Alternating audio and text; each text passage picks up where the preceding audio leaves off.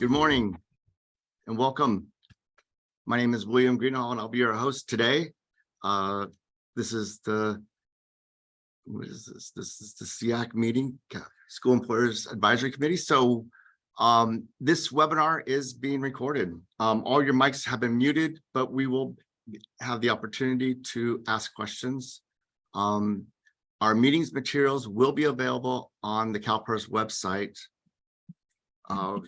within about 5 business days after the webinar. If you have questions, we are monitoring the CalPERS mailbox. That's CalPERS_SEAC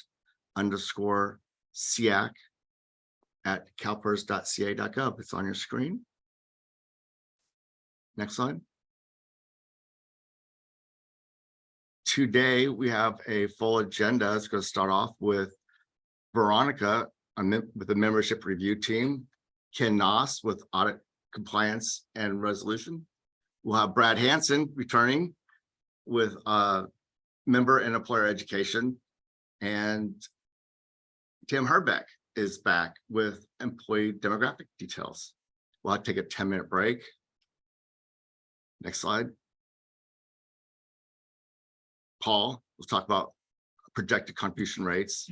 Heather Porter with retired annuitant positions, and Renee Ostrander and Ken Noss will discuss full-time equivalent pay rate.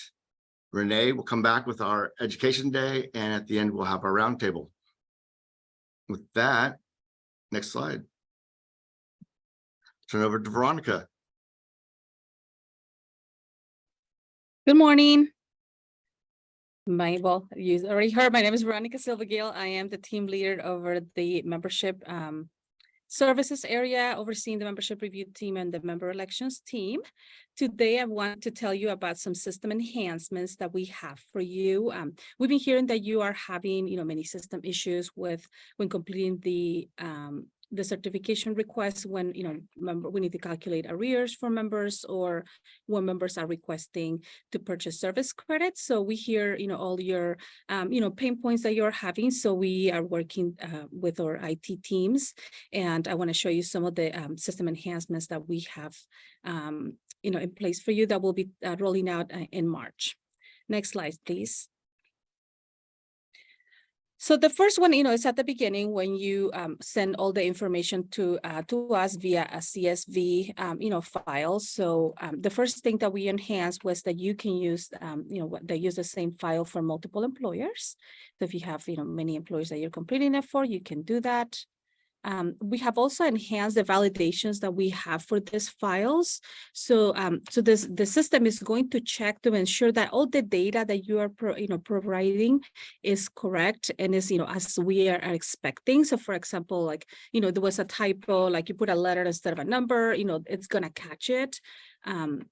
And then it's also going to be looking to make sure that the columns are formatted the way that, that we have it in our student guides, like the name of the files, the name of the columns, and then the data that has to be in, which in each column. We will also have enhanced the error messages that you're getting. In the past, our messages were not very clear, so it's very difficult for the user to determine, what needed to be fixed, right? So we have added many, many messages into this process so that you can pinpoint exactly which column is it that you need to correct, so that your CSV file can be uploaded and accepted with the in the certification. Next slide, please. Another set of enhancements that we implemented was in the service credit purchase page. So we redesigned it into the service period list features. A main enhancement that we have in this area is that payroll that was previously reported in the past that may have expired, from another certification that they expire can be reused now. So you don't have to resubmit, the payroll again if a member decides not to purchase the service credit at that time, they let it expire, and then in the past you had to resubmit the payroll. Because we already have it in the system, we are going to make it accessible so that you can reuse the those payrolls that have not been used in another certification. And again, we updated all of our error messages, just to be more descriptive as to what is it that, that you're having to fix, so that, all the data is correct, and that we can use it properly to make, our determination for either arrears or assist the member with service credit purchase. Also, it's going to be allowing you as a county office of education to complete the certifications on behalf of your districts and seeing them, right? So in the past, that wasn't a feature that was available. And we have so many COEs who report for the districts. So I think, this feature will enhance your experience, when conducting business with us. I love the little heart. Thank you. All right. Next page, please. And then, on that CSV file, we're also going to be enhancing, the calculations. So if you are saying that, somebody makes, a certain amount of money, for per hour, and you're reporting so many hours, we're going to be, matching up the math to ensure that what you're reporting as the earnings actually match up, so there is no discrepancies, right? And also, what pay rate you're doing versus the pay rate type that you are reporting.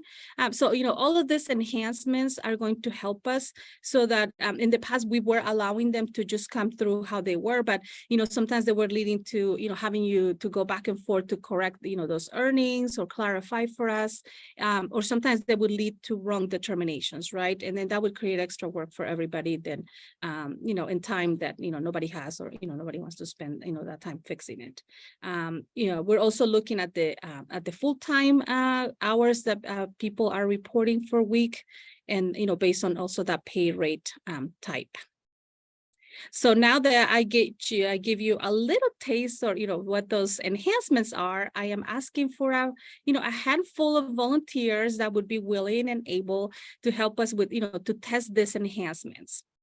So our team can assist you, with providing the system access and the environment where we're testing these enhancements. So if you are interested in doing that, please send us a question with your name and your phone number, so that we can contact you, after the meeting, and we can get you, working on testing these enhancements, and let us know what you think, or help us determine that in fact is working as what we expected it to look like. Okay, next slide. So some of the, the main, pain points that we are finding when we're completing the certifications is the reportable hours. So those, sometimes, they're reporting more hours, but the payroll records are not correct. So, ensure that those numbers, do match up, and, hopefully with the system enhancer, we'll also be able to enhance that feature. But, before you report it, make sure that you're doing, you're reviewing for those items. And then also another one that is very important. Sometimes we get certifications where, on the certification, you're saying, oh yeah, this person is full-time, they're permanent, and so we, automatically, determine that they, there's full arrears as employer paid, because, that's automatic membership, and then, then sometimes, we get, information back from the agency saying, oh, no, I made a mistake. I actually meant to say that they were part-time, they were seasonal or temporary, which of course, has different rules for us to determine whether or not they, the arrears applies or no. So, make sure that you're checking, double checking what items you're clicking, because the certification, could lead to different results than what you expected. And again, by you following these best practices is going to help us, to save all time and money and, extra work, because sometimes we have to do a lot of backup of payroll records, or sometimes, we have already issued an invoice, and, we don't want to do that extra work. So next slide. So I think that's all I had. Before I open it up for questions, I do want to introduce Natalie Spencer as the new team leader over the membership elections team. So if you guys have any questions, that would be another contact besides myself, if you guys have any questions. So I will open it up for questions. And I may have to have Emily help me if I can't get you the answer. Okay, if you have a question, go ahead and raise your hand and we'll go promote you to speak. Okay, no questions. Oh, okay. Sheila asked, what if employers cannot find past payroll records? That's different. We'll save that one for later. Yeah, if you having a situation like that, Sheila, let's review it together to see why. Or where is it if you had already submitted it?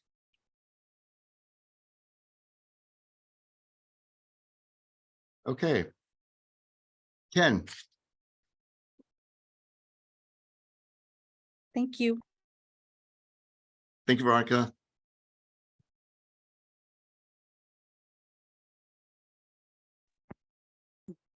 Good morning, everybody. My name is Ken Noss, and I am the Staff Services Manager 2 over the Audit Compliance and Resolution section. The Audit Compliance Resolution section comprises 2 units, and that's Audit Compliance and Resolution Unit 1 and Audit Compliance and Resolution Unit 2. This presentation is going to be on Audit Compliance and Resolution Unit 1, Crew 1, and I'm going to go over some of the benefits that this unit has to offer our employers. Next slide, please.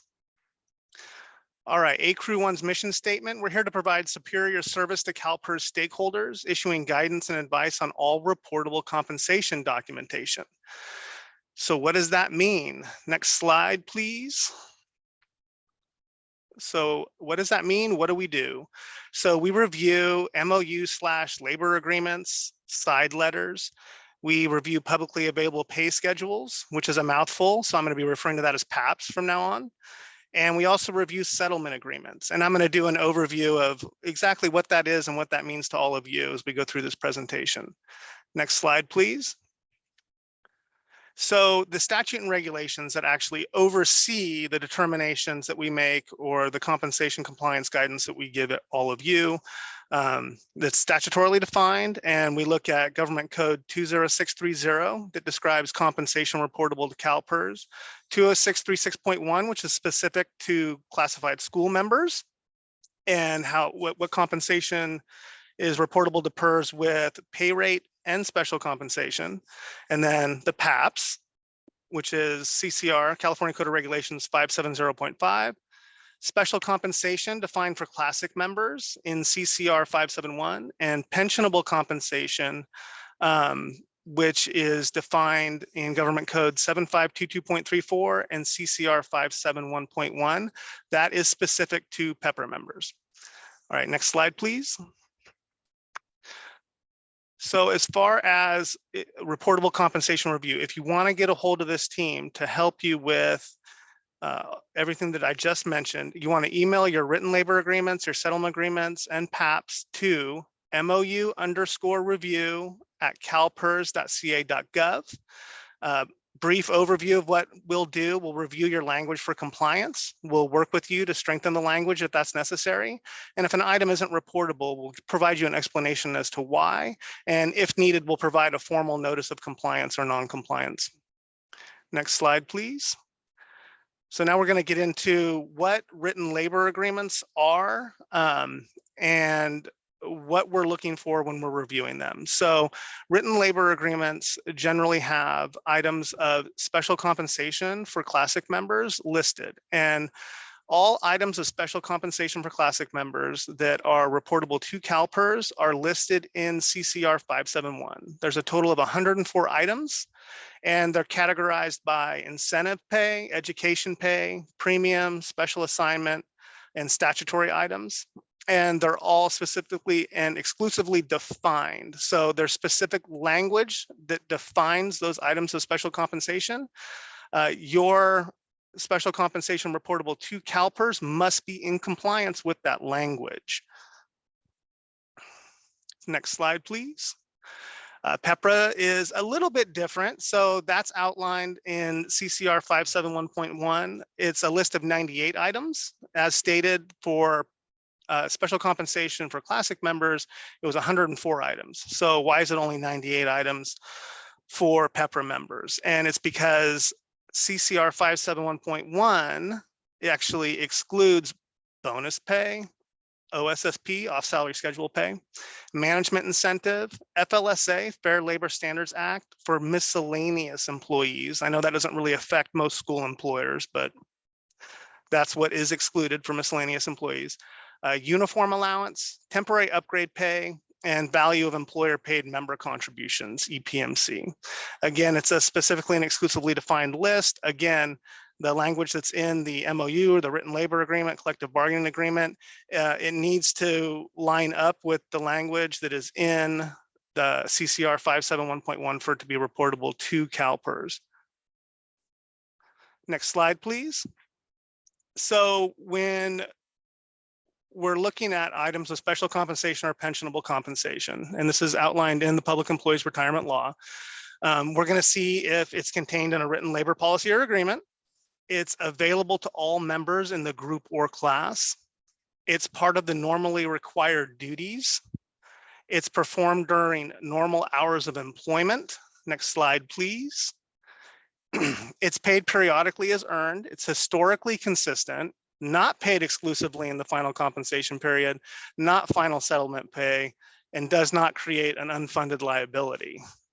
So in other words, there's a lot of requirements for special compensation and pensionable compensation outside of pay rate to be reportable to CalPERS. Use this team as a resource before you start reporting any new items. When you're looking at amending items, if you're not sure that your language is in compliance, this team is here specifically to help you with that and take advantage of it. Again, it's MOU_review@calpers.ca.gov. Next slide, please. So when we're looking at a written labor policy or agreement, there's a few requirements that need to be adhered to for it to be valid, for us to look at a valid written labor agreement. So it has to be duly approved in a public meeting. It contains conditions of payment. It's immediately accessible. It has effective and revision dates and does not reference another document. So I'm actually gonna, on the next couple slides, go over what that means. So next slide, please. All right, so duly approved and adopted by the employer's governing body in accordance with requirements of applicable public meeting laws. Basically, it needs to be approved in open session. And then in all likelihood, we're going to ask for the meeting minutes to confirm the approval. It has to identify the position title for every employee position. Again, this is for publicly available pay schedules. It needs to show the pay rate as a single amount or multiple amounts within a range for each identified position. And it has to indicate the time base, including but not limited to whether the time base is hourly, daily, biweekly, monthly, bi-monthly, or annually. Next slide, please. It needs to be posted at the office of the employer. It's immediately accessible and available for public review. It has to indicate effective date and any revision dates. It has to be retained by the employer for at least 5 years or no less than 5 years. And it does not reference another document in lieu of disclosing pay rate. Next slide, please. PAPs should not reflect items of special compensation. So an example of that would be if you have a publicly available pay schedule and you have your pay rate listed there and you include longevity pay in the pay rate. You can't have that. Longevity pay is an item of special compensation. It needs to be separated out. It needs to be in your written labor agreement, and it needs to be reported separately from your pay rate. And then if you don't have a compliant PAPs, that may result in the CalPERS Board of Administration determining pay rates for retirement purposes. So what that really means is either my team or the Compensation Compliance Review Unit, if somebody's going to retire, will review and they will limit the final compensation, and they have the full authority of the CalPERS Board to do so. Next slide, please. So we have an example of a compliant publicly available pay schedule. You'll see that it has the employer name. It has the fiscal year that it's been approved for. Its effective date. At the bottom, it shows the revision date. And then where it says classification, those are your positions. And so they're all outlined. The rate type, that's the pay rate types, whether it's monthly, bi-weekly, hourly. This one is monthly. It lists it there, very clear. And then it has your steps and ranges from step 1 to step 5. And so all of those ranges are within compliance for that position. Next slide, please. Another service that this team offers is review of settlement agreements that have to do with compensation reportability. So a settlement agreement might include a third-party arbiter decision. It could be an agreement between the employer and the employee, in other words, settled outside of arbitration. It could be from a court order, a hearing office decision, and stipulations or stipulated agreements. Next slide, please. There are 3 statutory situations when CalPERS retirement benefits might be reported to CalPERS as a result of a settlement agreement. So it's an employee who retired following an involuntary termination, and then they're reinstated to that employment pursuant to an administrative or judicial proceeding. An employee who was involuntarily terminated did not retire and then was reinstated, again, pursuant to a proceeding. And then an employee notified the board of a final decision ordering the member's reinstatement to employment. Next slide, please. For more details about settlement agreements, please reference circular letter 200-06016. Like Bill said, these slide decks are going to be available. You'll notice there's a hyperlink there that'll actually take you to our circular letters. You can reference that. It's a very informative circular letter that gives an outline for settlement agreements. And if you think you have a settlement agreement that could result in compensation that should be reported to, thank you, Erudai, to CalPERS, then please get a hold of my team at mou_review@calpers.ca.gov so we can review that and provide guidance. Next slide, please. All right, online resources. So the ACRU One is a wonderful resource for employers, but I did want to direct all of you to our website. It's the Compliance and Compensation Reporting webpage. You can actually find it on the CalPERS website. If you click on employers, and then you can click on policies and procedures and compliance and compensation reporting, it will take you to this website. It has a lot of great information, in particular with ACRU One. Next slide, please. It goes over a few resources that will help with many of your questions before you even have to ask my team. So there's resources for reporting compensation, pay schedules, publicly available pay schedules, calculating the full-time equivalent calculation for classified school members. We have sample language for written labor agreements. We have resources for compliance. And next slide, please. We also have a special compensation reportability table that's accessible, and it actually goes through all 104 items of special compensation and pensionable compensation. And it'll actually go over who's eligible for it. So miscellaneous, safety, classic, PEPRA, you'll have a yes or, and then if it's blank, it's no. And there's also notes in there that are kind of a summary of common issues that we find with these. And it's something for the employer to look at to say, oh, is this an issue? So the example here is, for bonus pay. One of the most common issues we have is that the employer must have a system in place for evaluating a member for superior performance. So this is a list. Again, it's a wonderful tool and resource for our employers. There's a lot of information on the webpage that can answer your questions before you even have to ask this team. So please, go online, bookmark it, save it as a reference. You'll save yourself quite a bit of time if those answers are there. Next slide, please. So for additional resources, we have our website, again, calpers.ca.gov. I'm sure you're all familiar with that. On calpers.ca.gov, you'll be able to reference the Public Employees Retirement Law, the PEARL. There's PDF copies on there. I would also recommend saving those to your desktop so that you have them for quick reference. You have public agency and school reference guides, student guides, circular letters, and employer education, which gives, again, guides, has events, online and instructor-led courses and workshops. There's a lot of great information on there. And a lot of the online and instructor-led courses just provide a wealth of knowledge. So I'd really recommend taking advantage of those. Again, if you want to get a hold of my team for all of your compensation compliance needs, questions, email mou_review@calpers.ca.gov. We are here to help. We are here to assist, and we are here to make sure that your members go into retirement seamlessly, and when you do get audited, that you don't have any negative findings. Next slide. Questions? Bill, you're muted. Brad. Are you available? I am. My video though won't. Oh, there we There go. we go. Greetings. How's everyone doing today? For those who don't know me, my name is Brad Hansen. I'm the Assistant Division Chief in the Customer Education Outreach Division. And I'm here today to talk to you guys about some opportunities for your members to attend educational events and sign up for their own CalPERS account to help them with their retirement needs. And also to show you some offerings that we have for employers as well. Next slide, please. So the first thing I wanted to chat with you guys today about is one of our big events that we hold every year. We hold about 5 of these every year. They're called the CBs, the California Benefit Education Event. And basically, they're kind of like a version of the CalPERS Ed Forum for employers, but for members. They're held all throughout the state of California and even virtually.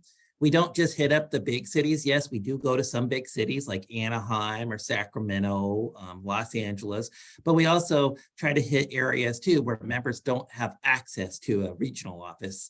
Like for instance, we just recently traveled out to Eureka, and I believe we have another CB planned for Visalia in upcoming months as well. So they're held all throughout the state of California. We have multiple program areas within CalPERS that attend these events, and even some of our external partners, so they can educate members on being prepared to retire. Next slide. So here's some upcoming events for the CVs. We have one actually in April. It's a virtual event. And this one will be targeted actually for Southern California. We actually break up the virtual events to Northern and Southern because we can only host so many people to attend these events, but they're widely popular. And normally we have, 3,000 to 4,000 people attend these virtual events. And then that one's going to be on April 10th and 11th. Registration isn't open yet, but to register for a CB, I'm going to touch on that a little bit later. You just go to the CalPERS website. And then here's some other confirmed CBs that we have coming up in the future. We have one in San Luis Obispo in June. I'll actually be at that one. And then we have another one in July. Now, we don't have the dates or the venues all set quite yet for those. So there will be, we'll know the exact dates of those in the near future. Please check our website for updates on those. Also, if you register for our bulletins, we also send information out as to when those events are. Next slide, please. So at these CBs, we offer up a wide array of different classes that members can attend. And on the screen, you can see all of those different classes. We target both early through mid-career and people nearing retirement. People that are nearing retirement may need to know different information than people that are early on in their career, such as things like enrolling in Medicare or being familiar with the vesting and how many days you need to separate and retire to have your health benefits. We also offer similar classes for retirement benefits, early through mid and then nearing retirement. And then we have a special class just for CalPERS and your retirement option. We really are pushing to get more people to sign up for their own CalPERS account. Now, I know that employers, the school employers, you guys are familiar with CalPERS for employers, right? That's where you report your payroll, you do your membership information, and you're probably aware, but there's also a CalPERS for members that they can sign up for. Next slide, please. We also have some external partners that attend the CBs as well. We have people from our deferred comp plan attend, and they, again, also offer a class for early through mid-career and nearing retirement. And we even have Social Security attend, not just the CalPERS Social Security team, but the actual Social Security itself attends these. So that's one of the most widely attended booths or exhibits, if you would. Next slide, please. We also have different exhibits. This is similar to the Ed Forum for those that have gone. These are the booths that are set up in like the exhibit hall. We call it the asset experts because they are truly experts or subject matter experts from our different program areas. We have booths for the health benefits program. The CalPERS regional offices, they're the ones that you can go and ask your counseling questions about your retirement. We have people from our service credit purchase team. And then again, as I mentioned before, people from Social Security as well. Next slide. And for our external business partners, CSU, they don't always attend, but they do attend some of them. I don't know if you guys are that interested in CSU, but a lot of our members are. Our deferred comp plans that attend as well. Some of our health plans, we get the health plans that are in the areas that we go to, but they'll have representatives attend. Social Security, and then various retirement organizations like the Retirees Union. Next slide, please. Also at the CVs, we have various computer kiosks set up throughout the event.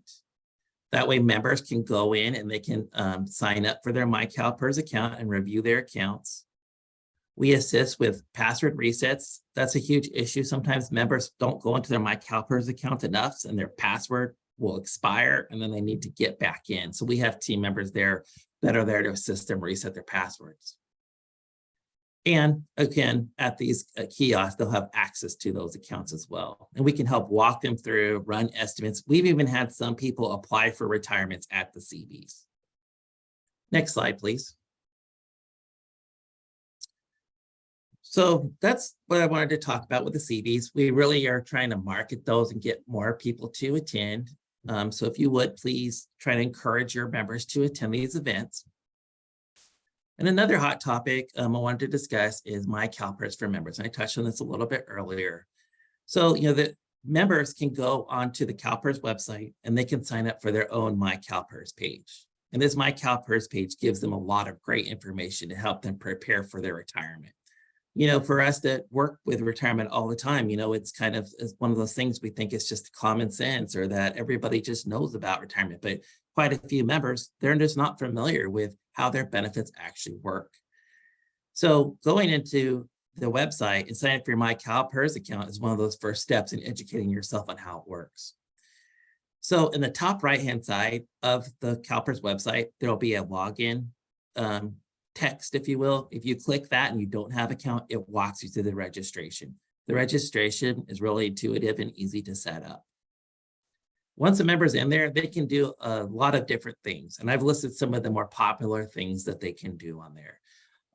They can look at their service credit and their contributions, and that will be up to date as far as the payroll has been updated. So if you're current with your payroll, say up through January, and a member goes in there, they'll be able to see all their service and contributions as of that last payroll reporting.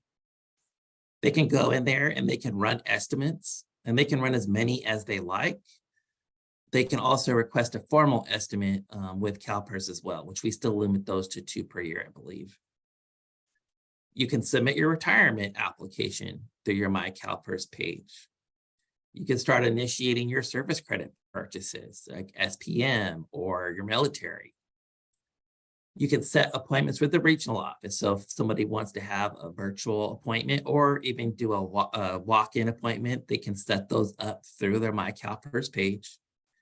And lastly, they can enroll in upcoming classes and events, such as the CV, as I mentioned earlier. One thing I do want to mention, though, about enrolling in the CV for the virtual events, unfortunately, you can't go through your CalPERS page to enroll in that event, but you can do that on the CalPERS website. Next slide, please. So here's some of the classes that we offer through the CalPERS page, and this goes for both employers and members. So for employers, we have instructor-led business rule classes, and these classes are your typical we do both virtual and person, where we can do training on things such as payroll, membership enrollment, health benefits, and we're always looking for more ideas on different classes that we can offer. But if you log into your CalPERS account for employers, you can enroll in any of those classes. We also offer computer-based training for learning how to use CalPERS as an employer as well. We have several computer-based trainings that we also mix with some instructor-led training as well that helps walk you through some of the more complex issues that you encounter with payroll, or even some of the basic ones. So, for instance, reporting your payroll, reporting your membership. We have one on arrears. We have one on reciprocal self-certification. So we're always building that, and you can go in and enroll there. And then lastly, we also have educational videos that are available on YouTube. You can access them through YouTube, or you can actually also access them through the CalPERS website. Members also have access to enroll in computer-based trainings and some of our other trainings through their own CalPERS account as well. And I just want to make everyone aware too that some of the classes might not be labeled specifically for schools, but the information will still apply to schools as well. Next slide, please. For more information on any of those classes that I just mentioned, you can go to our CalPERS website. If you go under employers, you can see our business rule and CalPERS classes. If you go under the member tab, you can see all the member education classes and member education resources. So I just wanted to do a plug for our CVs and then also encourage our members. So you as the employers can help us out with this, hopefully encourage them to go in there and enroll in their own CalPERS account. The more people that are in there, the more they can educate themselves on retirement and reduce the amount of inquiries that both employers and CalPERS get. Okay, I'll open it up to any questions. Are there any questions, Bill? No questions. Excellent. Well, it was great to see all of you again today. And now I'm going to pass it over to a man that does not need an introduction, Tim Herbeck, and he's going to be talking to you about some really interesting topics. Tim? Thank you, Brad. Thank you for always setting me up for success. That's one of the best things I like about you. You're always looking out for me. So today I'm going to talk about employee demographic details. And the primary reason for me presenting today, and it's been a long time since I presented at a school employee advisory committee meeting. I think last time I did, I had a lot more hair, was less gray. But it's always great to come and participate in these events and work with you as partners, the schools.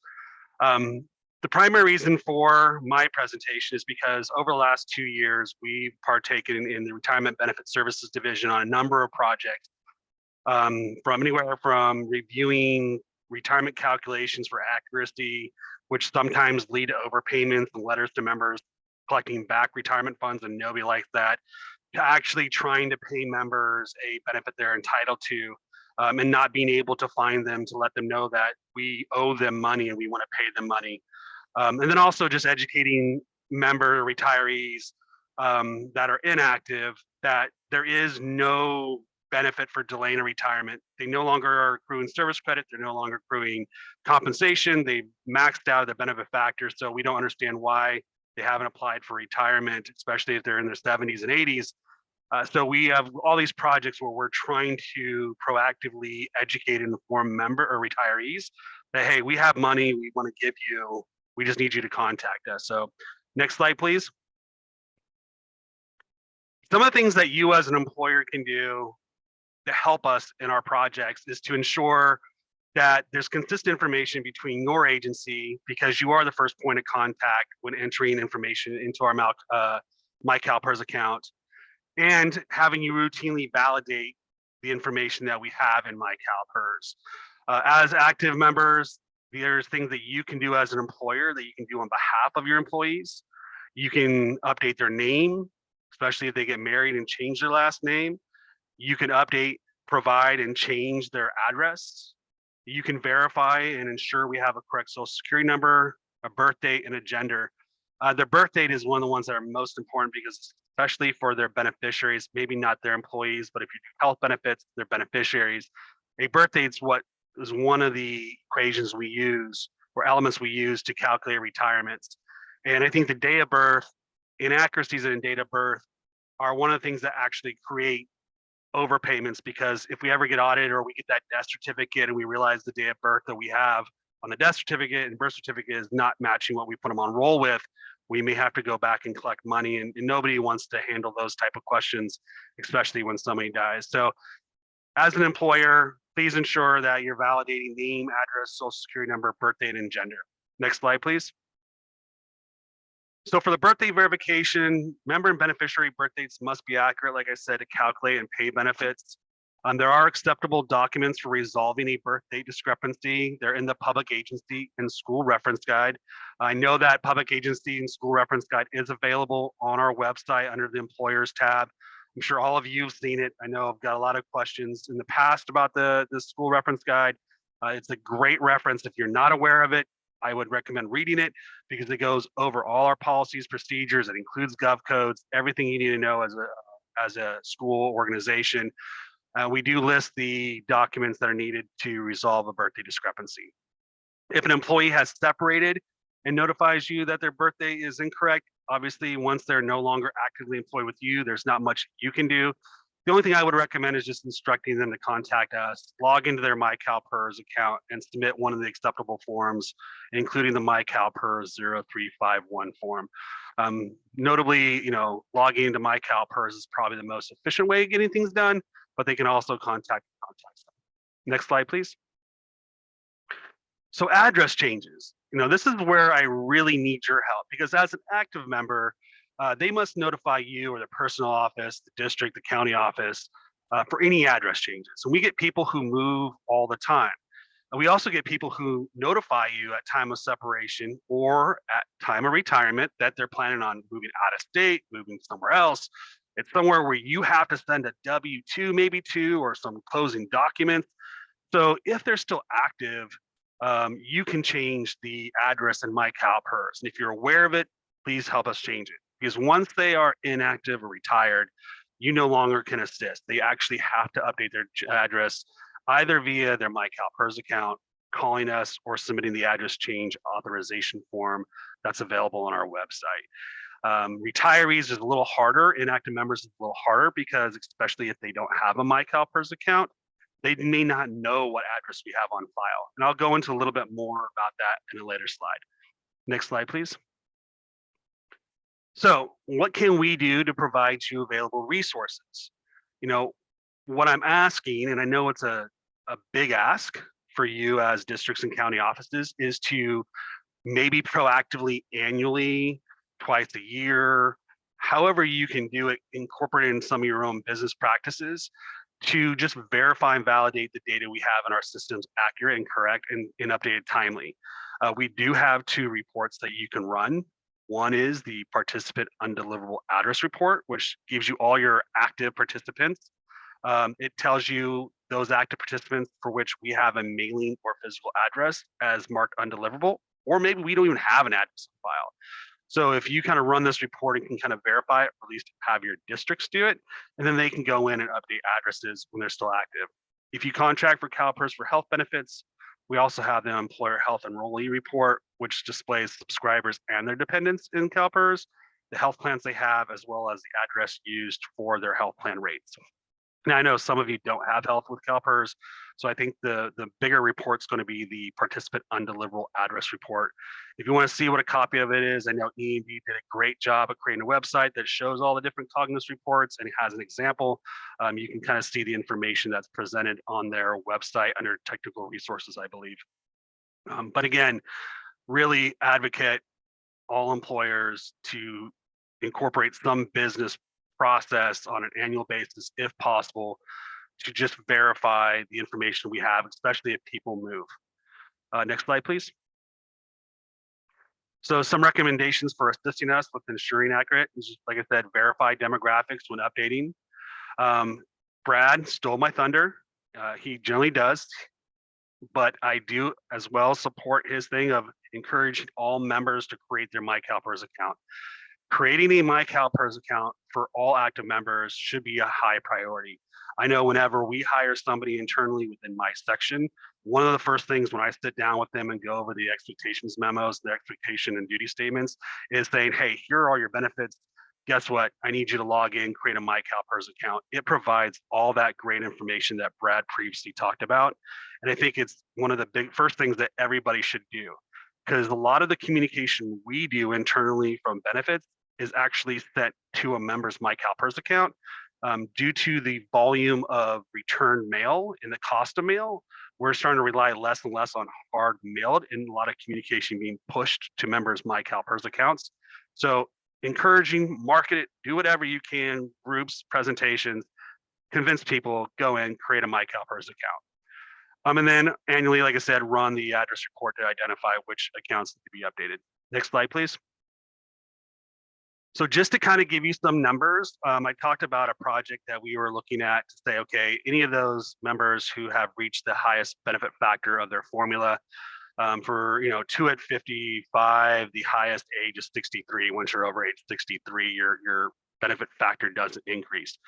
But here's some data, right? Of the active members age 50, so these are active, we have about 142,000, let's just round it up, 143 active school members. We have of that 129 deliverable addresses and about 1,283 undeliverable addresses. We have another 23,000 physical addresses, and of those 64. So the volume is not that bad. I mean, still 1,000 undeliverable addresses isn't ideal, but the ratio is actually pretty darn good. Next slide, please. It changes now when we go to inactive members. As soon as they separate, if you're not like, before you send out that final W-2 or you send out that document, you're notified and you don't change it at time, here's where it's impossible for us to communicate with in getting the addresses done. So we have 88,000 inactive school members. 63,000 have what we consider a deliverable.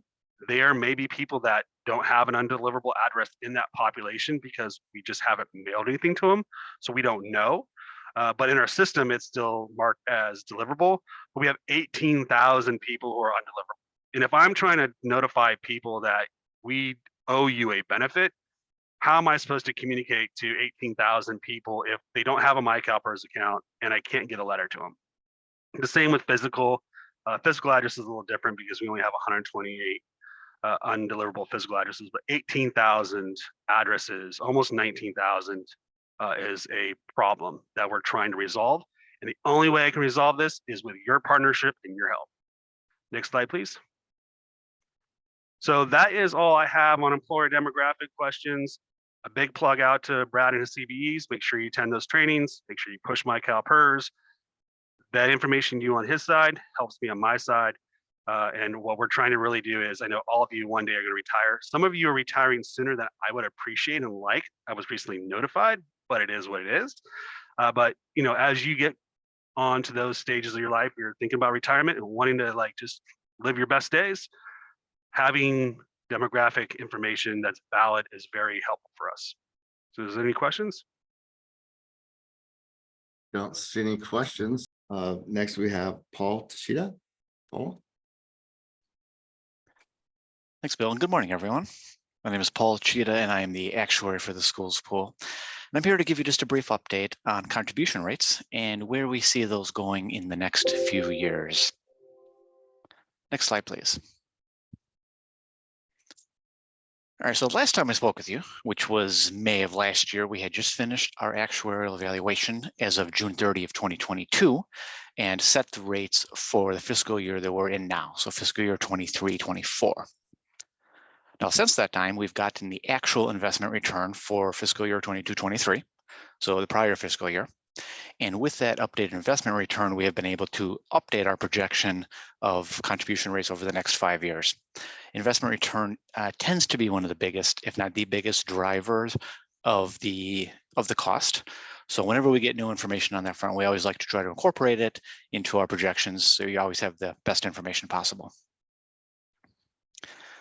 Okay, so like I said, we've updated the 5-year projection with investment return of about 6%. That was the investment return that the PERF earned last year. Now that compares with the 6.8% assumption, the 6.8% discount rate. So because the actual investment return came in a shade lower than that, it produces a small investment loss, as we call it. And that will serve to increase the employer contribution rate a little bit starting next fiscal year. Now, just a reminder that member rates are unaffected by investment performance. So it doesn't matter what the investment return is, the member rates are unaffected by that. And just a reminder, the perennial reminder that the projections that we provide are just estimates based on what we know now, but there are unknowns that will be reflected in future actuarial evaluations that will drive those actual rates. So again, we're always just trying to kind of give our best estimate, if you will, based on what we know today of what rates might look like in the future. Okay, so we are working on the June 30, 2023 actuarial evaluation now, and that will set the rates for the next fiscal year 24-25. Now, those final rates we're expecting will be available in April, so a couple months from now when we go to the board with those rates.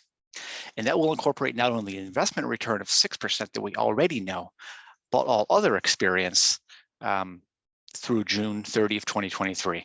And that includes things like actual COLAs, actual pay increases, payroll, total payroll, longevity of retirees, pretty much everything else, all of the other demographic experience that goes into the actuarial evaluation. Okay, next slide, please. So here we're showing our most recent best estimate of future contribution rates. So what you see, the numbers at the top reflect that projection, our current projection, and it corresponds with the middle line on this chart with the blue dots. Now I've layered on a couple of other projections, recent projections onto this chart, just so you can see how this current projection relates to prior iterations of this exercise. So you can see that the prior estimate, which was May of 2023, was a shade lower than what we're looking at now, but the October of 2022 projection was a little bit higher than what we're looking at now. So this just illustrates that the projected rates bounce around as we get new experience and incorporate that into our analysis. So again, this current estimate right now incorporates that actual return of 6% last fiscal year, but it does not yet incorporate the other demographic experience. And that's why these are just estimates.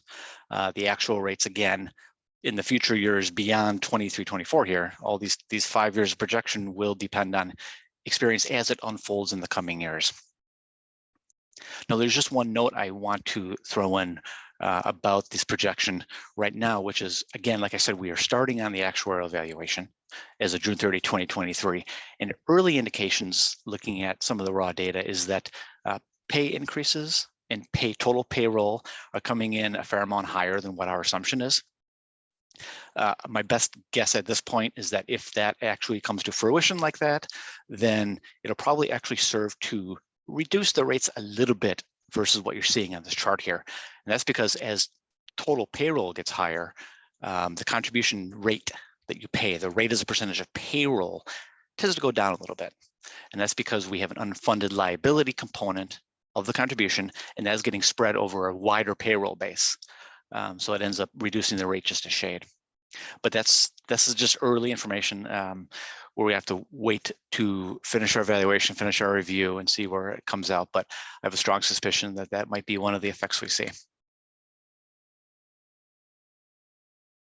That's all I had for prepared remarks. You can go to the next screen, but I'm more than happy to take any questions at this time. Okay, it looks like we have one question from Lee. Lee, do you have a question?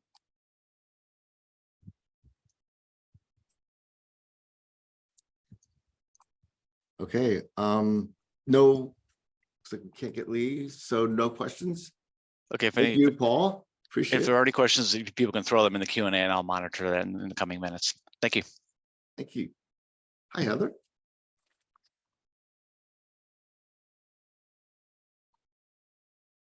Oh, I think you're muted, Heather.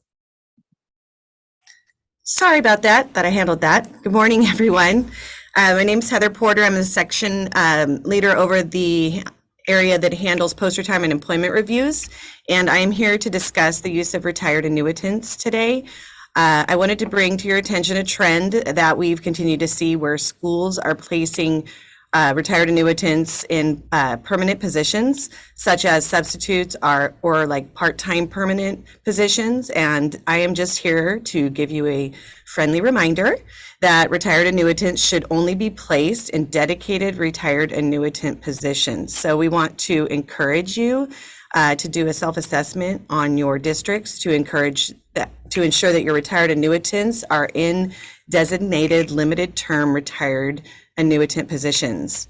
So we are here to work with you to ensure you are employing retired annuitants in the proper position types. If it is found that you have any RAs in permanent positions, we will be reaching out and asking that you separate them from these positions and place them in an RA specific position. So again, we are here to help. If you have any questions or concerns, you may reach out to our team at the Working After Retirement inbox, which is working_after_retirement@calpers.ca.gov. And we would be more than happy to assist you. You can reach out also directly to myself or the manager over the post-retirement employment team, Dean Christ, which is Dean Christ, Christ.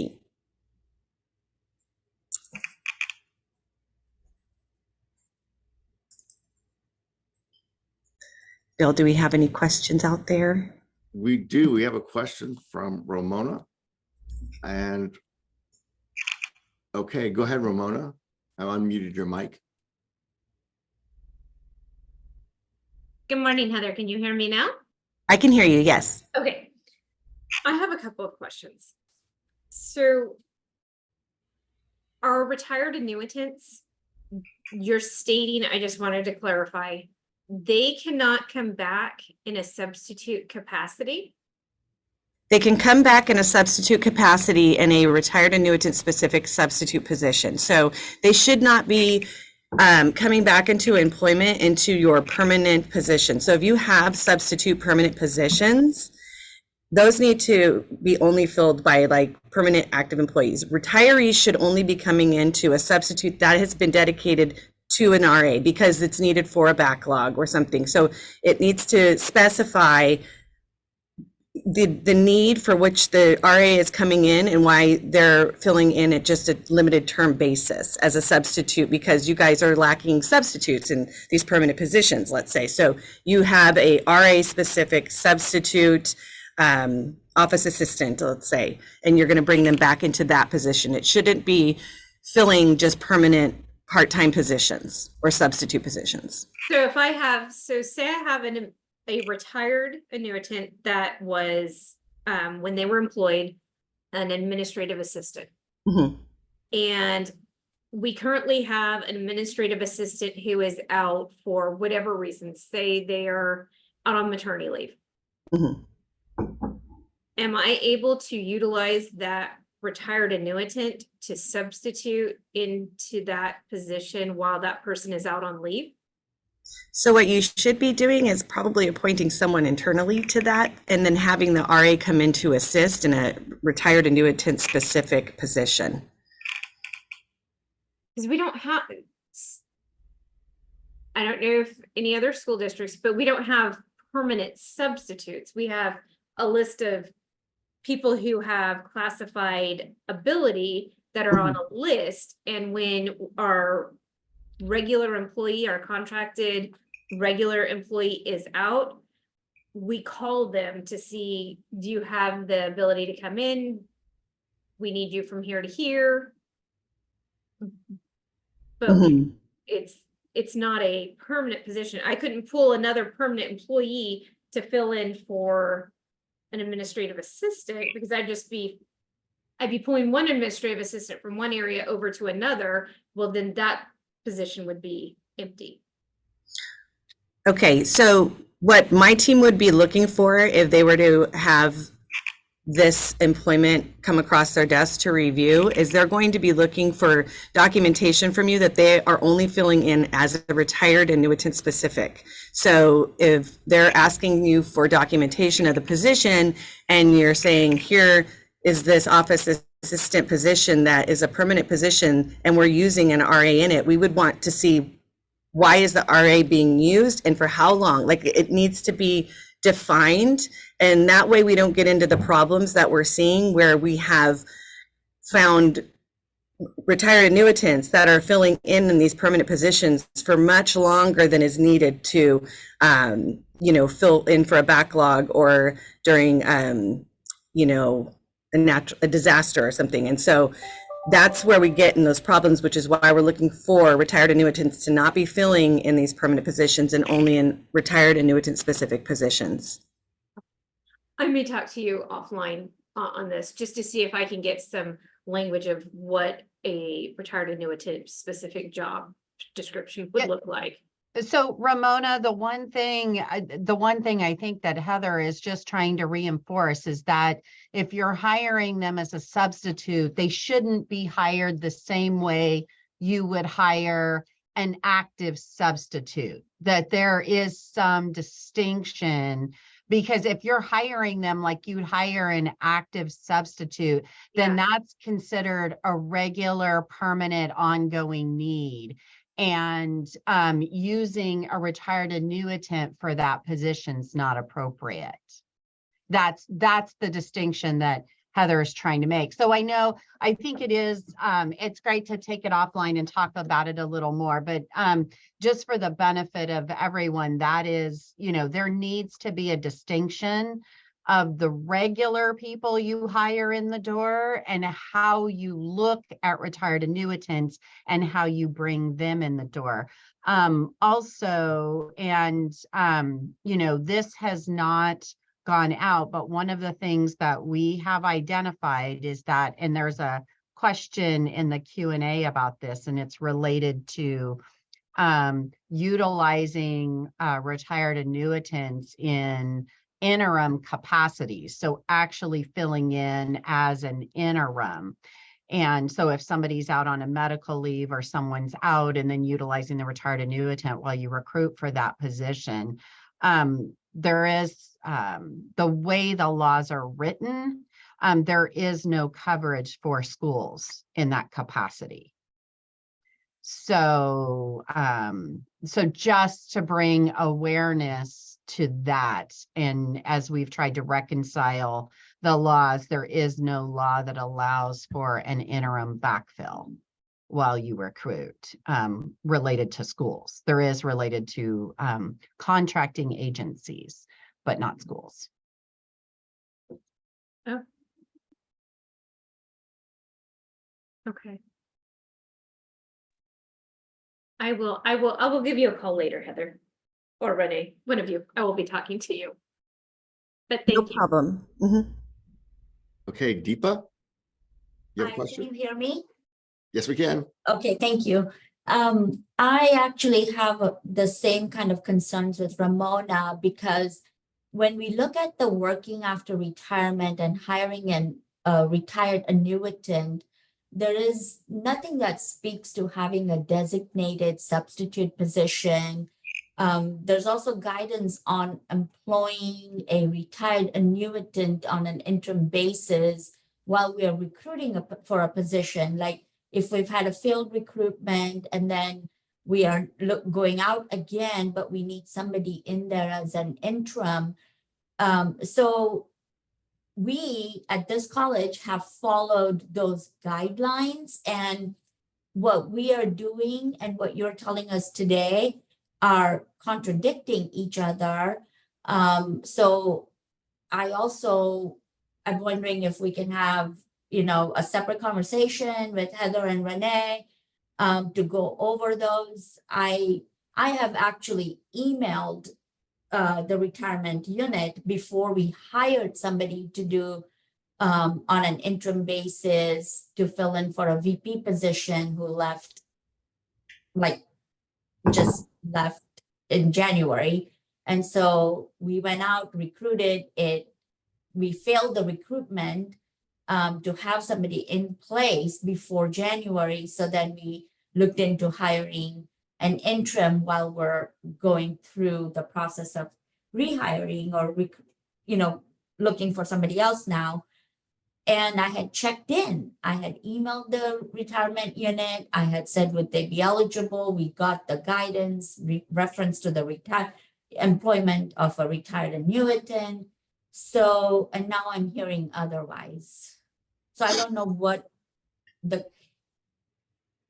I'm not sure if we're misunderstanding substitution work versus hiring a retired annuitant to come in and do some work for a position that exists at a district.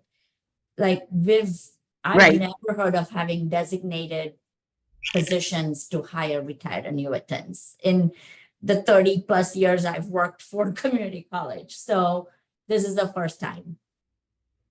And that's the reason that I did come today, because we are, again, consistently seeing this kind of rear its ugly head, where we've got retired annuitants who end up in long-term permanent positions. And so when we're getting phone calls from our school employers, we are guiding them and counseling them on how they should be bringing RAs in and how they should be specifically identifying them so that it doesn't get lost into like a permanent position. We do need to separate the idea of interim and, the special help RAs. And I know that what Renee shared on the interim hasn't always been the case. So we've been working with the schools individually that are in need of this, but we will be having some more guidance come out, as Renee said, to notify that that is no longer an option available to have retired annuitants and interims for the school employers. And I'm more than happy to take some of your guys' questions and concerns back and try to put together something to respond to all of them. I would like to get back with my team so that I can align with the same messages they've been sending out to the schools that they've been working with recently. Okay, thank you, Heather. And if you have additional questions, go ahead and put them in the chat, or not the chat, the Q&A, and then we'll respond to them. At the end of the webinar, we will take the questions back and then respond to them if we don't respond to them during the webinar. Okay, so next we have Renee and Ken on full-time equivalent pay rates. All right. Good morning again, since I didn't even get to say good morning when I spoke earlier. What I'm going to do is, I know many of you have been made aware of this through other channels. We've talked about this. We've had this conversation for several years. I know that we've done 2 or 3 presentations related to how to identify full-time pay rates for schools in this forum, I think 3 times in the last 2 years. But one of the things that, and as you may know, this is coming forward to our board. It was originally scheduled for February. It's now going to be moving out. But one of the things that we heard was very much an interest in examples. And so to talk about examples, so I think Ken has included past slides that we've had. And if they're not in there, we can certainly send those out that we have utilized in the past in this educational forum.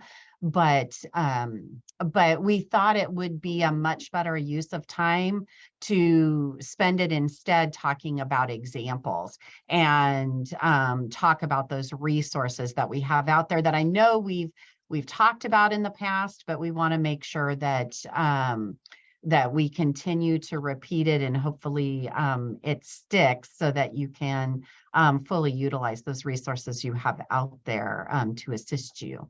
And so with that, I'm going to turn it over to Ken. Good morning again, everybody. As always, it's a pleasure. Some of this may look familiar to you. I actually pulled a presentation that we used, I believe, in the July SEAC, and this presentation was previously completed by Truck Nguyen, who is one of my staff services manager ones. And we are going to be talking about full-time equivalent calculations for classified school members and going to go into some of the resources. Now, I uploaded the full slide deck for this presentation, but I'm starting at the examples.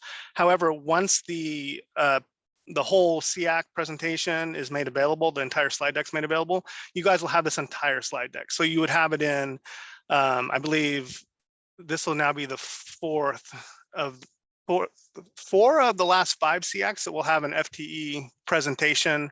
So it should help you and provide some additional resources. So I'll start with the first example. So this is a 37.5 hour per week employee. We're going with monthly earnings of $5,000 a month. They work 10 months out of the year, 205 days per year, 7.5 hours per day, and 37.5 hours per week. So we're about to get a little math intensive, and I'm going to try and explain this the best I can. But I think that once we get the additional resources, you'll see that we're going to make this actually a lot easier for you now than just the examples that we're providing. So next slide, please. All right, so applying an hourly full-time equivalent pay rate for daily and monthly full-time equivalent pay rates. So you have an hourly pay rate of 32. Oh, I'm so sorry. I went to example 3. So calculating the hourly FTE. So the first thing you really want to do is get down to the hourly full-time equivalent pay rate. And so how do you do that with this example? So we know that they work 7.5 hours a day, and they work 205 days per year. So their yearly hours worked is 1,537.50 hours. They have monthly earnings of $5,000 times 10 months worked is $50,000 in annual earnings. So if you take the $50,000, you divide it by the 1,537.5 hours worked, you come up with $32.52 hourly rate. That's easy, that's clean. I'm pretty sure all of you already know how to do that. Next slide, please. Go to the one that I was preemptively starting. So then to figure out the daily full-time equivalent pay rate, you're going to go $32.52 an hour, which we already figured out is the hourly rate, 8 hours per day, and that's a daily pay rate of $260.16. For the monthly conversion, it's $32.52 times 173.33333 equals a monthly pay rate of $56.3680. So let me explain the 173 1/3 really quick. Per government code 20636.1, a full-time employee is considered 40 hours per week, and then it's 52 weeks a year, which is 2,080 hours in a year. When you divide that by 12, that's where you get the 173 1/3. Okay. So then for the annual, you take the hourly rate times the 2,080 hours, which I just explained how you get that. And then you have an annual FTE of 67,641.60. All right, next slide, please. All right, so now we go into impact of misreported FTE. So let's say you have monthly earnings of 5,000, just like we said, and you report it as a monthly pay rate of $5,000, which is very common. You know, you're 37.5 hours. You're saying monthly earnings 5,000, monthly pay rate 5,000. A lot of times it's reflected like that on the pay schedule. Divided by service factor of 10, that gives you monthly service credit of 0.1 per month. So if you take that 0.1, you multiply it by 10, that gives you a year of service credit. In a hypothetical situation, let's say you have 20 years of service credit, they retire at 55, it's a classic member, so it's 2%. Service credit factor of 1, that's a percent final comp of 40%. So then the monthly pay rate times the 40% equals a $2,000 unmodified allowance. Next slide, please. All right. So this is the correct FTE reporting. So you have monthly earnings of 5,000 divided by the monthly pay rate of 5636.80 divided by a factor of 10. That gives you monthly service credit of 0.089. If you take the 0.089 and multiply it by 10, that's 0.89 years of service credit per month. Now, in this case, we're going to still say, you know, years of service 20, benefit factor 2% multiplied by that service credit factor. So now you've got a percentage final compensation of 35.6%. So then the 5636.80 times the 35.6%, that gives you an unmodified allowance of $2,006.70. Next slide, please. Okay, so here's a comparison of the two. So the incorrect FTE, you have a final compensation of $5,000. You have a monthly allowance of $2,000, retirement allowance. For the correct full-time equivalent, you have a final compensation of $56,3680 and $2,670 for the monthly allowance. So you have a difference of about $6.70 for the retirement allowance. Next slide, please. So that was one example of how not calculating the monthly full-time equivalent can have a negative impact both with service credit and with the final compensation calculation, which then results in incorrect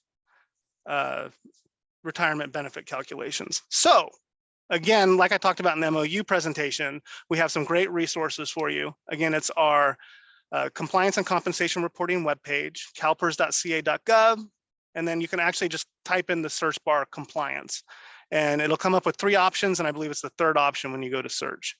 Next slide, please. So on the compliance in compensation reporting webpage, we have a wonderful option that just came out in July of this year. We've talked about it it came out in June. We talked about it in the last 2 SEACs, but if you look in the middle of the page, it's calculate full-time equivalent pay rate for classified school members. On the right-hand side is what populates once you hit that plus sign. And you'll see we actually give all of the reasoning. And if there was more on here, you'd see we actually provide examples. We show you how to do the calculation manually. And then I think the best tool that we've made in quite a while as far as compensation compliance is the full-time equivalent pay rate calculator. And so it's highlighted there on the bottom of the page. You click that, and next page, please. That takes you to the terms of use. You hit I accept, next page. And then using the example that we talked about previously, you can put in $5,000 per month. You put in the hours worked per day, the months worked per year, and then the days worked per year. As long as all that's entered in properly, hit calculate, and next slide. It actually gives you the monthly, the daily, and the hourly full-time equivalent calculation. As long as you're entering the information in properly, you don't even have to do the math anymore. It's right here for you. There's a full-time equivalent calculator. Put in the proper numbers. Here's your full-time equivalent. That's what you can use to create your publicly available pay schedules, and then your payroll reporting to CalPERS. I know that many of you were involved in the last couple of the 2018 and the 2021. 2018 was just a pay rate audit, and then 2021 was a school pay rate audit. I think that if most of you had this option available to you, say 10 years ago, it would have avoided a lot of audit findings. And I can tell you right now that we are CalPERS and we're interested in compensation compliance. So the chances of us never doing a pay rate audit again is very low. So please use these tools, get in compliance, and again, reach out to my MOU review team if you have any questions, ACREW1, which is MOU_review@calpers.ca.gov. Next slide. Resources, again, our website, calpers.ca.gov, where you can access the Public Employees Retirement Law, schools reference guides, circular letters, compliance and compensation reporting webpage. One more time, if you have questions, MOU_review@calpers.ca.gov. And then you can also call us to, 888-CalPERS. Next slide. Any questions? All right, we have one question. Praveen?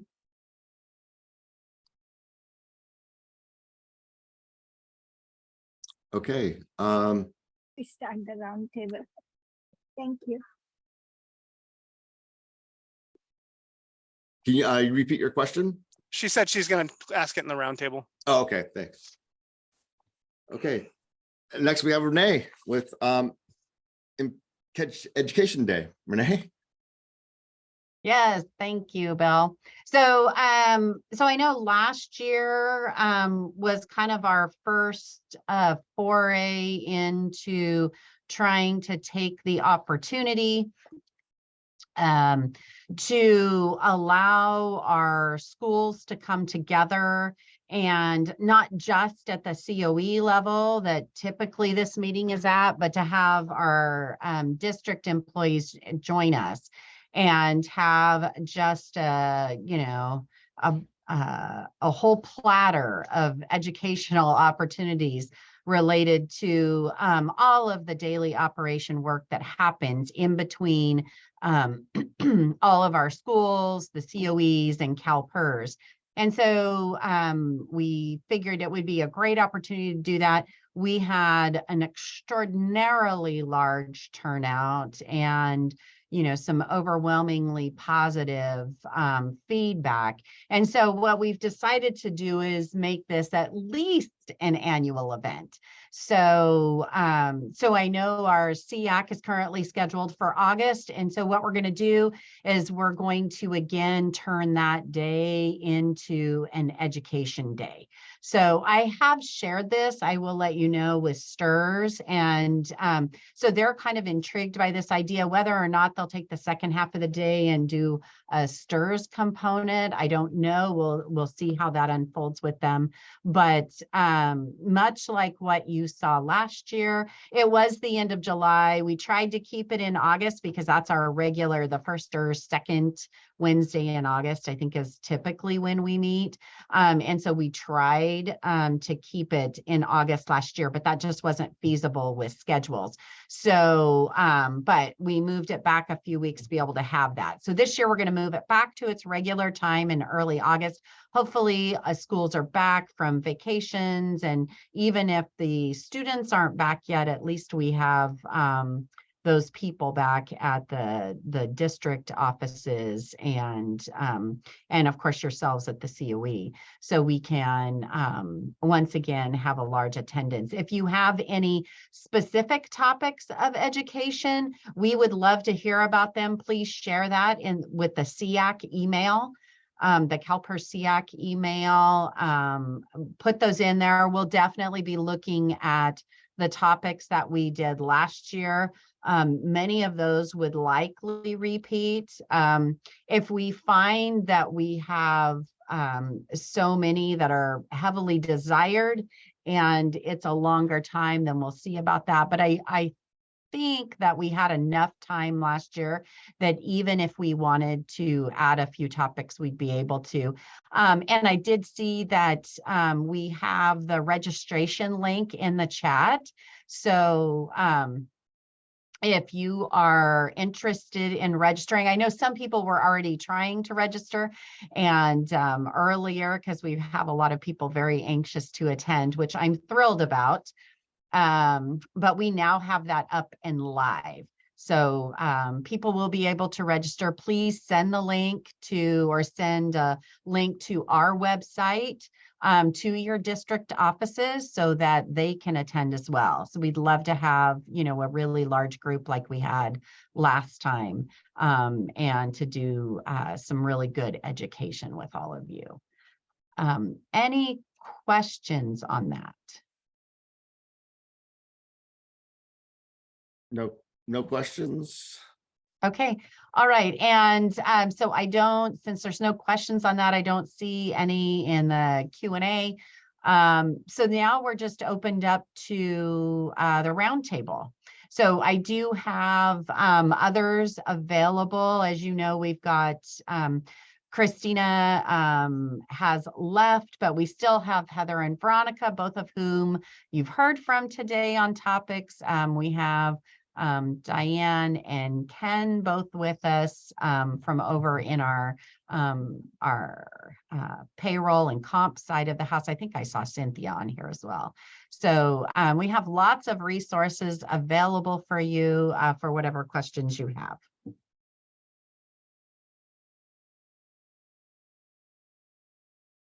Okay, Ramona.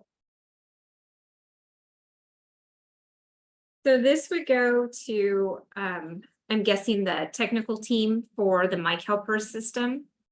I've encountered this past week 3 different individuals who, when we are looking them up in the CalPERS system, it shows that they are retired annuitants, but the eligibility for the retirement system election as of today, that new enhancement, they all say yes for the retired annuitants. And I 3 different ones, and I've got examples. Okay, perfect. So have you already sent those or you were just holding them for I today? just held it for today because I just thought that this would be the best forum. Yeah, so definitely we're gonna need those examples to look and see what's happening before we could answer something like that. So if you can send it to our technical support mailbox, I'll have Bill or Erudite drop that in the chat. And so we do have our technical support mailbox for our business partners. We can drop that in, and then if you have screenshots, some examples or whatever to put into that will help the team in trying to investigate it and figure out what's going on. Yeah, I just didn't know who to send it to. That's why I held it till today. That's okay. That's what we're here for. We'll drop that mailbox into the chat shortly so you can see it. Awesome, thanks. Uh-huh.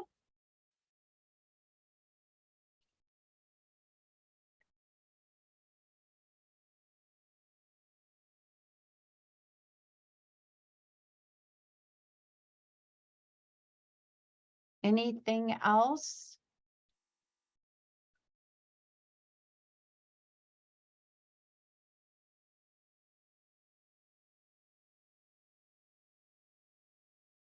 Doesn't look like we have, oh, we have questions coming in now.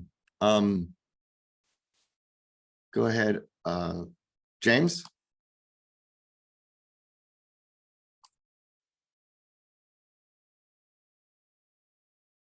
James, unmute your mic. Yeah, there we go. There you go. You can hear me now? Yes. I just was curious going back to the last topic, because I know it's been kind of at the forefront of everybody's mind in doing that full conversion.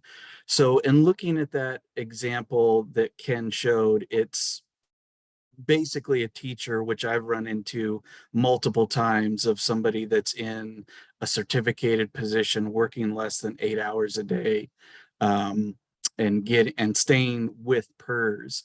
And so based on your own ruling and saying that 10-month employees, if they're reported full-time, get that full service credit. So if certificated staff are not working 8 hours a day during that 10 months, is that saying that they're not going to be subject to, and they're not going to get the full year of service credit, as opposed to if they had stayed or gone with STRS instead? No, so certificateds are handled they are handled differently, and it's very specific in the law.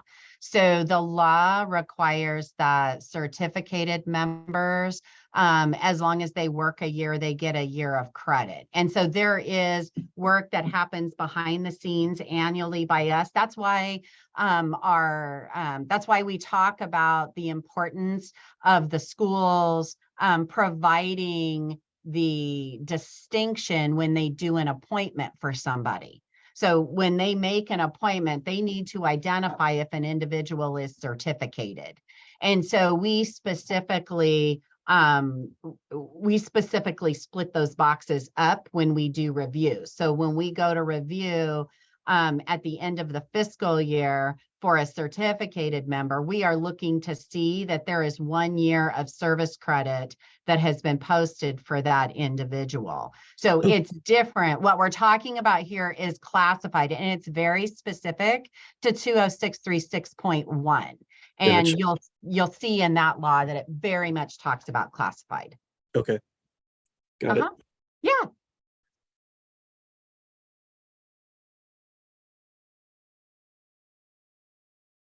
Okay, Bill, I think that might be it. Hi, I had my hand up and I think I'm unmuted. Yes, go ahead, Erica. Okay, so this is a follow-up to James's question about certificated.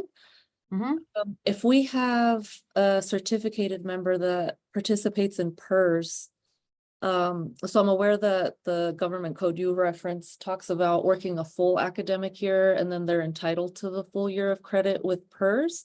But That's what correct. if they work less than the full academic year? So we'll say if they work half of it, are they still entitled to half a year of service credit?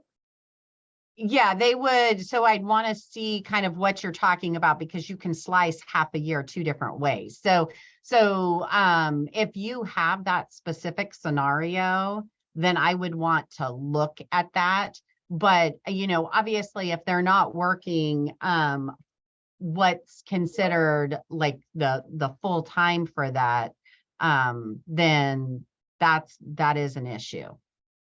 Well, the reason this came into question is because I know that for classified members to earn a full year, you have to work the 215 days.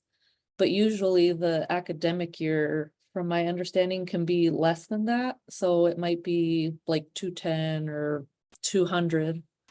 So if a certificated member is working those same 200 days, but only, we'll say 4 hours a day, would they be entitled to that proration based? Well, on that's the what 200 that's the days? exact point why I'm making it, because you can slice half a year 2 different ways. You can slice it that they only work a half a day, or that they work a half year. So it would be better, rather than to just answer on the fly here, it'd be better to talk about any type of specific scenario that you are facing and then answer to that directly. Okay, thank you. So there should be, but just a general statement, there should be monthly rates, and then you should have earnings reflected to that. But if you're facing a specific scenario, I would much rather have our team see it and respond to it versus having something said here just in general and have it applied incorrectly to a situation. Okay, I'll reach out, because the other part of that question was if they don't have a monthly rate. So I know that you recommend equal payments based on the monthly rate, but I was wondering about somebody who maybe had a daily or a hourly rate. So I'll reach out. Okay, great. Thank you. Okay, Tricia, do you have a question? Hey, this is Lena, and I'm working with Patricia. My hand wasn't working, so I'm working with Patricia. I have 3 questions. Number 1, the one we just talking about, the certificated employees. I just want to make sure, I want to confirm that I do understand that they get full year service credit if they work their whole academic year, but the pay rate still has to be calculated based on 40-hour, 52 weeks, the full-time pay rate. That rule applies to both classified as well as certificated. I wanted to clarify that too. No, that's what I was clear. That's what I thought I made that clear. But if I didn't, let me just reiterate. Our discussion surrounding a school full-time pay rate is specifically related to 20636.1, which specifically identifies that it's classified. Okay, sorry, I was walking to the other desk, so I missed your conversation. Thank you for clarifying that. My next question is from Ken about I think it would almost be the same thing now once we talked about that one. And my last question is from Heather about the retirees' employment.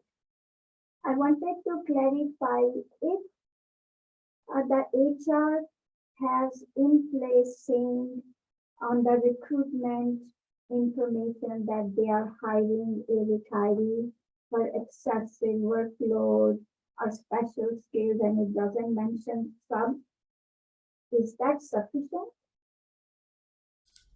So that's what my team would be looking for, is specific reasoning as to why this RA is needed to fill in this capacity. So you're suffering a backlog, it can't just be, oh, we have vacant permanent positions and we need people. It needs to be that we need this specific RA due to their specialized skills, something that is documenting that this person is coming back on a temporary basis for a limited term to fill in as needed for a specific reason. So that is part of what is like how you're clarifying this is an RA specific position and not this person's just filling in a vacancy. Does that help? Normally at school systems, we don't really have like, we call them sub names as needed people. Under as needed people falls the sub or retiree. So I wanted to make sure we can clarify, do you have any language that you can provide us that it is temporary or special skills or access workload, that when they have recruit these people, they use that language? Yes, that's what I was saying earlier. I will go ahead back with my team and just make sure that I'm aligning with the language that they're Okay. currently using when they work with the employers, and make sure that you guys all have that that that type of language and how you can identify them. Perfect. Thank you, Heather. Mhm. Thank you. Thank you. Okay, it doesn't look like we have any more questions. Thank you, everybody. That'll conclude this SEAC webinar. Have a great day.